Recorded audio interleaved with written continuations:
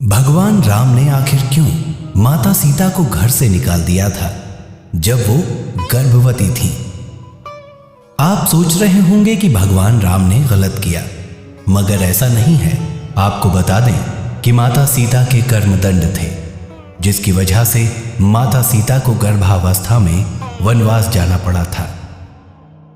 इसमें दोष किसी का नहीं था, बल्कि स्वयं मां सीता का था।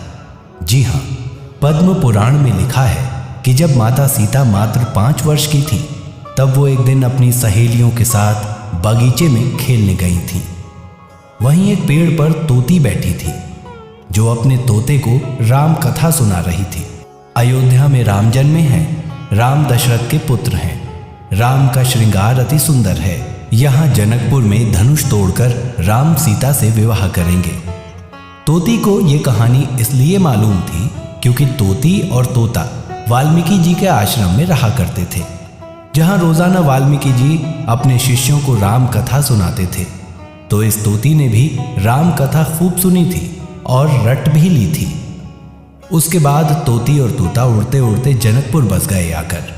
जी हाँ, वहीं पर तोती अपने तोते को राम कथा सुना रही थी। तभी सीता ने सुना कि ये तो मेरे बारे में बता रही है। तो मौका देखकर चुपके से माता सीता ने तोती को पकड़ लिया और उसे पिंजरे में कैद कर दिया और बोली कि तुमने बहुत बढ़िया कथा सुनाई है, और सुनाओ। तभी तोती बोली कि बहन, मैं गर्भवती हूं, मुझे कैद मत करो। माता सीता ने उससे कहा कि मैं तुम्हारे लिए सोने का पिंजरा बनवा दूंगी।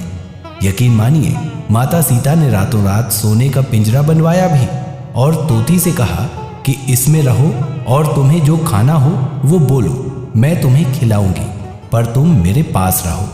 तोती बोली, हे सीते, तुमने भले ही मेरे लिए सोने का पिंजरा बनवाया हो, मगर मेरे लिए तो खुली हवा ही सोने के समान है। तोती गिड़गिड़ाते हुए रोने लगी और बोली कि मैं तुम्हारे सामने हाथ जोड़ती हूँ, मुझे बंधन से मुक्त कर दो।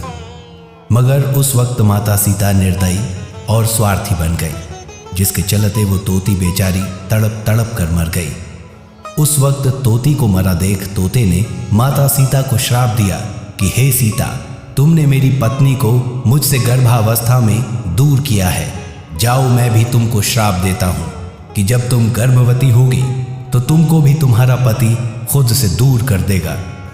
जी हाँ दोस्तों, ये बात साफ साफ पद्म पुराण में लिखी हुई है कि तोते ने ही माता सीता को श्राप दिया था, जिसका परिणाम ये निकला कि वो ही तोता इस जन्म में धोबी बनकर आया, और आज उसी धोबी के कहने पर राम ने सीता को त्याग दिया। बस इस जगह दोष ना तो धोबी का था और ना ही प्रभु श्री राम का, बल्कि ये तो माता सीता का कर्मदंड था, जिसे माँ ने खुशी खुशी स्वीकार भी किया था। तो दोस्तों, माता सीता से सीखिए कि अपने कर्मों का दंड यही भोगना पड़ता है, इसलिए इसे हंसते हंसते स्वीकार कीजिए और भोगिए। जब कर्मों के भोग भोगने से हमारे भगवान नहीं बच पाए, तो हम तो उन्हीं के बनाए हुए इंसान हैं।